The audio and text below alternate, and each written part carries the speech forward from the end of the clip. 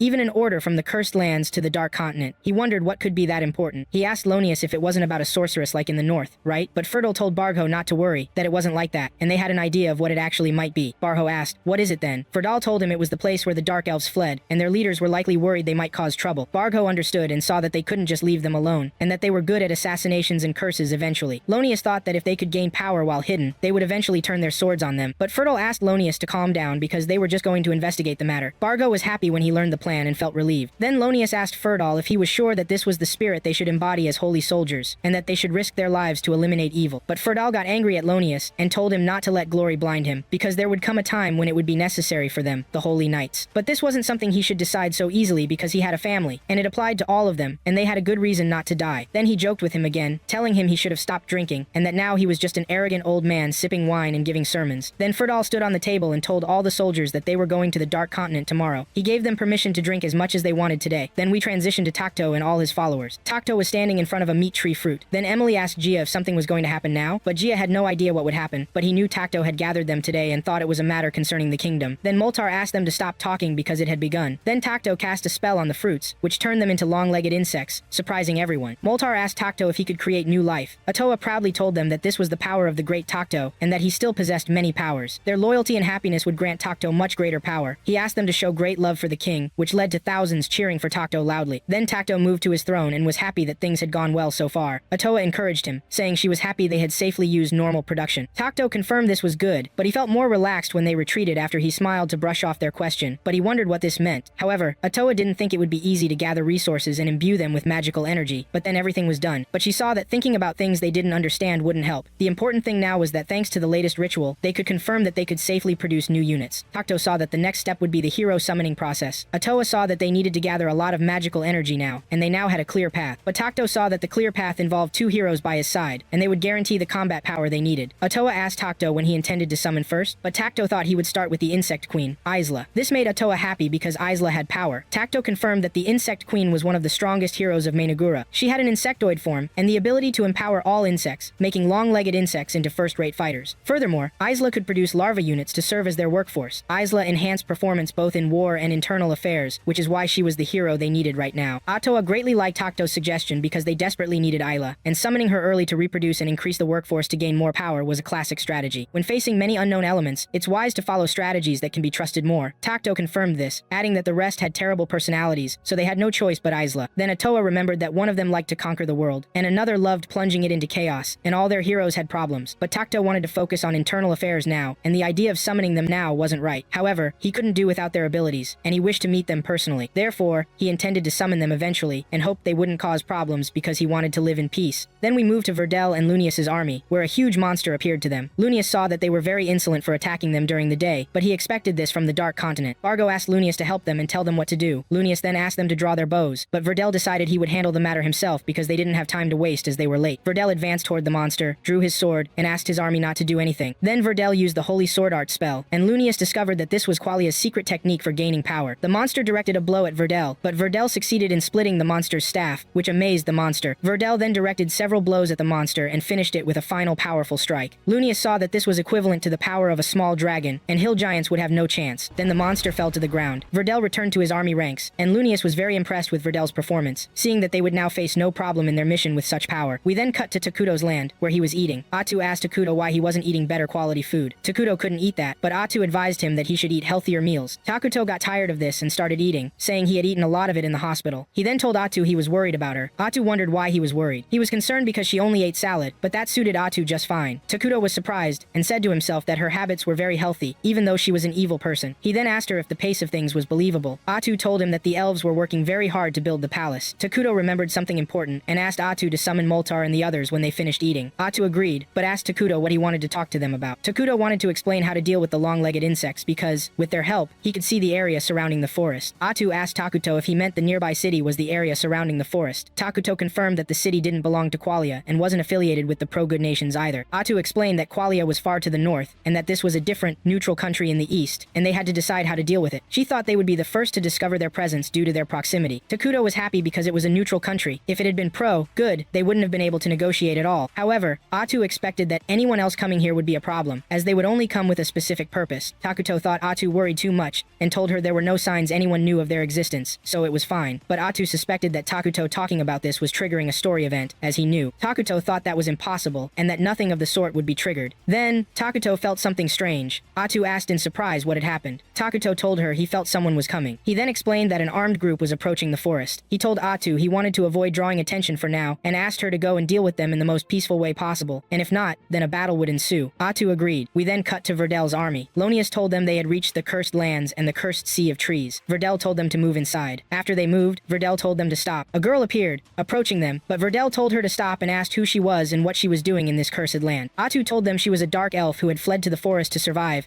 and that she knew Verdel was a holy knight from Qualia. She asked them what brought them to this land. Verdel refused to tell her their reason for coming and told her to answer their questions. He asked her what she was doing in this land. The girl explained that she lived with her sisters who had suffered a similar fate, but Verdel didn't care if they chose to live in this cursed forest. It wasn't their business. Their business was with the forest itself, which they were going to enter, and he asked if they had a problem with that. But Atu advised them not to, and her eyes glowed red. Lonius got angry and told them they were holy knights and shouldn't be stopped, but Verdel told him to be quiet because he was the one talking. Lonius apologized to Verdel but got angry and thought to himself that this didn't deserve such a scolding, and that he had only intervened slightly. Verdel explained to Atu that they had come to this land on an important mission and couldn't return just because she didn't want them to enter. Atu explained that her sisters were scared and had suffered a long and painful journey to find a safe place to live in peace. She asked them to show some mercy. Verdel saw she was insistent and asked if there was something in the forest. The girl told him that only tranquility and calm resided in the forest. She then asked why they were so interested in this gloomy forest. Verdel got angry and told her they came to investigate an important matter to prevent a disaster from happening in the land, and they couldn't return without confirming the truth. This greatly surprised the soldiers. Lonius told Verdel he had revealed the mission's secret to her, but Verdel got angry at Lonius again and told him to be quiet, saying he didn't care if it was a secret or not, and that there are times when the truth must be spoken. Lonius thought about it and believed this was a betrayal of trust from Verdel. Even if he was a holy knight, his authority had limits. Lonius then threatened Verdel that he would file a report about what happened when they returned home, but Verdel didn't care. Atu discovered the secret and learned that the holy knights were worried about a potential disaster. Verdel confirmed to her that he was determined to enter the forest to ascertain the truth, but the girl refused for a second time, which amazed Bargo and Lonius, even after she knew they were holy knights. She made her eyes glow red again and told them there was nothing in the land to worry about and asked them to understand and go back the way they came. But Verdel was still insistent on entering, saying they only needed a moment, and asked if that was possible, but Atu begged them to refrain. Lonius was shocked and wondered if that was an evil energy. Was this Atu really a dark elf? This confirmed to him that there was something in this forest that he must discover. Verdel asked the girl if there was any chance a disaster could befall them or their people. The girl denied it, saying she was the one who was afraid something would happen to them, and she swore it. Verdel then ordered that they would leave, which surprised Lonius, who asked him what he was doing. Verdel told Lonius that they wanted to live in peace, so there was no problem. But Lonius could feel an evil energy coming from Atu and wondered how he could trust the words of someone like her. But Verdel trusted her because trust was part of their creed. Lonius asked what if she was deceiving them, but Verdel told him not to let fear cloud his judgment because he had little faith, and told him there was no problem in this land, and that was the result of their investigation. He then started moving and told the army to return home. But Lonius got angry, insulted Verdel, and saw that Verdel had abandoned their mission and stripped him of his authority. Verdel stopped and asked angrily, "Are you kidding me?" But Lonius thought Verdel was the one kidding after revealing the secret mission to Atu and intending to return without investigating. He said he couldn't entrust this mission to someone who would do that. Therefore, he would take command from now on. He gave orders that they would enter the cursed lands and investigate, and that they must uncover the truth about this disaster. Bargo agreed with Lonius's orders, which angered Verdel, who told Bargo to stop. But Bargo told him he wasn't under his command anymore, and that Lonius was the one who had appointed them. The girl asked them not to act rashly, and that they could still resolve the matter through dialogue. But Lonius told Atu to be quiet, and that if she continued to interfere, he would treat her without mercy, and he ordered the soldiers to arrest her. But Verdel got angry and told the soldiers not to touch an unarmed person at all. The soldiers advanced towards Atu, but Atu thought the dialogue had failed. After that, Lonius woke up from being unconscious, his hands covered in blood. He was shocked to see the soldiers' weapons completely shattered, and was horrified when he saw them hanging dead in the air. Verdel realized that Atu was a damned sorceress, which terrified Lonius. Atu then told them that things were going well, but life isn't something that always goes well. Then Verdel immediately asked Bargo to send an envoy home to tell them what was happening there, but Bargo told him that none of the soldiers were available anymore, and she had eliminated them all. Then Atwa admitted to them that she was the monster they were looking for and wanted to confirm. Then Atwa knocked the soldiers to the ground, which made Lonius extremely scared, but Verdel asked Lonius not to be scared, and that fighting was their only option now. He asked them to prepare for the fight, but the soldiers were very scared. But Atwa didn't pay attention to Verdel's words and asked them, "Have you decided to face me?" Then Verdel ordered the arrows to be fired, but Atwa blocked them all and knocked them to the ground. Then she told them she loved this a lot and asked them to do more of it, which made Verdel angry. He thought everything would go smoothly, and Atwa agreed, saying she regretted things had come to this. But the fault lay with this idiot, and she pointed at Lonius, saying he was the one who flaunted his naive piety and stuck his nose where it didn't belong. Then Lonius asked Verdel, "What does sorceress mean?" But Verdel hadn't gotten orders from his superior to tell him this, though he should have. He explained to him that when a saint receives a revelation and it's confirmed by superiors, this being is classified as a disaster and called a sorceress, and that the chaos in the north was also caused by a sorceress. And of course, this woman is also a sorceress. He asked him, "Do you understand now?" Lonius confirmed he understood. Then Atwa asked Verdel and Lonius, "Are you done talking?" Then Verdel asked the soldiers to retreat, saying he and Lonius would attack. They attacked Atwa and set their swords on fire to finish her off, but Atwa was fully ready for them and countered their strike. They were slow and weak to her, but Lonius and Verdel succeeded in cutting off parts of Atwa's tentacles, which shocked Atwa. Then Verdel told Lonius that first, they would get rid of Atwa's tentacles, but Atwa tried to mock them again, thinking they needed great strength to land a powerful blow that would have a big effect on her. She thought this was a problem for units coming from a good-aligned civilization. Then Verdel attacked again and managed to cut off one of the tentacles, thinking only 3 were left. But Lonius also attacked and made them only 2, but Atwa only had 2 tentacles left, and Atwa grabbed 2 soldiers. Atwa thought she had underestimated the knights a lot, and that they had proven to her that they were strong, but she asked them for their opinion on what she did to the soldiers. She also asked them, "Can you attack now or not?" She thought they couldn't do it, and that's why she liked humans, because they cared about each other a lot, and that she had made the soldiers her shields, and Lonius saw that she was truly a demon. But Verdel asked Lonius to calm down, and told him only 2 were left, and if they cut them off, they would win against her. But Lonius hesitated because of the soldiers too. But Verdel thought about the city, and that if he got rid of this disaster, he would protect the entire city. He asked Lonius to think broadly, but Verdel and Lonius attacked, ignoring Atwa's actions, which surprised Atwa. The knights succeeded in cutting off Atwa's last 2 tentacles, and Verdel continued to attack her. But Atwa was tricky and deceived them, revealing a new set of tentacles and killing Verdel with them, which made Lonius feel terrible seeing this. Then she knocked him to the ground, and Lonius, shocked, began to wonder how this happened, as they had cut off all the tentacles. But Atwa revealed to Lonius that she didn't have just 6 tentacles but could replace them as many times as she wanted. Then Lonius discovered that Atwa had been toying with them from the start. Then Lonius asked the rest of the soldiers to escape so that one of them could survive to tell the homeland everything and warn them. Then Lonius attacked, but Atwa countered him with great strength, and Lonius was surprised that Atwa was skilled with a sword. Then Atwa swung the sword very skillfully and told Lonius she had stolen it from Verdel, and that all the effort and skills he mastered became Atwa's property when she killed him. Then she attacked Lonius with several quick strikes, and Atwa was surprised by her own skill and high technique. She thought Verdel had enormous strength and deserved to be described as a powerful fighter, but he met his end because of Lonius's recklessness. Then Atwa told Lonius about his daughters and wife's names, which shocked Lonius, and he asked her, "How did you know their names?" But Atwa had also stolen them from the information she had taken from Verdel, and that she had stolen everything, his feelings and memories. Lonius wondered internally, does she really do this? When she kills someone, does she take something that belongs to them, or does she get stronger every time she kills someone? Then Atwa asked Lonius, "If you die here, what will happen to your family?" She told him he was in a heroic situation and that people would say he worried about the rest of the soldiers until his last moment. And she asked him how he felt now that he knew what would be said about him. She struck him, sending him flying, and Lonius's hand started trembling. Lonius said he had succeeded in distracting Atwa enough for the other soldiers to escape and tell the entire city. But Lonius heard a strange sound and wondered, what's that? Atwa told him she had instructed the Dark Ones not to let any soldiers escape. She told him she had previously told him she wasn't alone, which made Lonius extremely scared, and he attacked Atwa again, but Atwa was well prepared for him. Then she tied him up with her tentacles and told him that if he had listened to Verdel, he would be safe with his family now. He would enjoy a happy life and continue to thank Verdel for it, and they would also be living in peace. She then told him they would talk. Now about the future he chose, she told him he would die, and his family too. She would continue tormenting them until they begged her a lot. The reason was Lunius's foolish actions, and she would tell them this. Lunius begged Otto and asked her to stop this, but Otto told him that when people ignore him, his end has come, so he has to kill them if they do that. She learned this from someone dear to her, so she would kill them. That way, no one would ever underestimate her again. This was the fate she chose for him. She knew he was a very good person, that he sacrificed himself for his homeland, and loved his family a lot, but Otto hated those who believed themselves righteous. Then she said goodbye to him, and told him to see how his loved ones would be tormented after his death until they met their end in the most horrific way. Then Otto killed Lunius, and nothing was left of him but his necklace. Then Gia approached Otto and told her they had eliminated everyone. Otto then told Gia she was going to tell Takto now, but Gia asked her if he could say something, and when she stopped, she asked him what he wanted. Gia asked Otto, "Are you going to do what you told Lunius about his family?" But Otto denied she would do that, saying it was impossible for her to do it. She told him she was peaceful and was just messing with him, but now she wanted to go to the king, and she moved. But Gia asked Otto if she was worried about something, but Otto needed to report something serious to Takto now. Then we moved to Takto's throne. After Otto updated Takto on everything, he thought there were no sorcerers in the Eternal Nations. Otto confirmed this and told him this world was definitely not the game world. Takto doubted this and thought they had moved to another world, but Otto saw that game mechanics were still partially applicable, but they needed to know this world worked differently. Takto was very annoyed by this, but Otto believed there were positive aspects to this world. Takto asked Otto if she meant her power. He said to himself that Otto's special ability in the game gave her a certain chance to steal the power of a defeated unit. Otto admitted to Takto that she could also somewhat steal the memories of her defeated opponents. She thought this would be an effective weapon for them, and Takto also knew what would happen in Qualia thanks to this power, without having to send any soldiers to investigate. But Otto was happy because, luckily for them, Qualia didn't have full reserve forces due to the disaster that befell them in the north. Takto thought this was good and they could now take a break, but Otto expected the rest of the army might move against them after their soldiers were killed, but Takto told her they had no information about them at all, and if they did move, they would be very cautious. And what worried him was what happened in the north, and that the northern disturbances were caused by a sorceress. Otto confirmed this because of the memories she stole. Takto asked Otto, "Do you know anything else?" But Otto didn't know anything else, and believed Qualia itself didn't know much about this sorceress, and the information they had was that the sorceress caused destruction equivalent to the destruction of armies in the cities of the northern region. Then Takto asked Otto to tell him what happened. Then Otto told him the sorceress was named Arakino, destroyed a whole city, and could use people after their death. Then Takto asked if these disturbances happened recently in the north, didn't they? And a monster appeared capable of causing destruction like that of armies in a short period. Takto expected they came to this world just like they did. It was clear to Takto that they possessed power equivalent to hero units, and he saw this as a very worrying development. Then Otto asked Takto what they would do about this. She thought they were evil aligned based on their actions, but Takto didn't think they should do that, and that they weren't harmonious because they were all evil aligned. But Otto thought he was right, and everything was going well, so why should they face one problem after another? But Takto saw that the problems were circulating in the north, and having enough time to solve this problem was a good thing. But since Takto knew they had combat power equal to a hero unit, there was one thing he had to do. Otto answered him that they should produce a new hero, right? Takto agreed with this, and said he had planned to produce Isla, but perhaps he should reconsider this, and maybe it would be better to focus on combat power. Otto thought this was a good idea, and that they still needed to collect a lot of magical energy to produce the hero, and she would help as much as possible to assist King Takto. But Takto told Otto that Isla wasn't the only thing he reconsidered, and he was also thinking about modifying some policies. He suggested an alliance, and that they had a clear enemy, which was Qualia. There was also an unknown element, the sorceress, so he wanted another nation on their side. But Otto thought this was difficult because they were evil aligned. But Takto believed this would be possible if there was a benefit to the other party, provided the nation was neutral, of course. Otto asked, "Do you mean the neutral nation that is to our east?" Takto thought that once they finished building the palace, he wanted to explore that nation while increasing his power, and he also wanted to know if this other nation was ready for an alliance or not. Then we moved to the other nation, which was under a massive attack from giants and desperately needed help. Then we moved to Takto's residence again. Otto was about to leave but stopped, wanting to tell Takto something important, but she was hesitant. She told him she felt like she had ruined his mood, and that she was also too violent with the Holy Knights. But Takto didn't care, and told Otto that it was fine, and that he didn't get angry at anything Otto did, and that he relied a lot on Otto and asked her not to worry about this and just keep supporting him. This led to Otto being amazed by Takto's words. Then Otto told Takto that she would continue to support him no matter what happened, and with every fiber of her being too. She asked him to give her orders, and she would carry them out immediately, and she got very excited, which made Takto happy.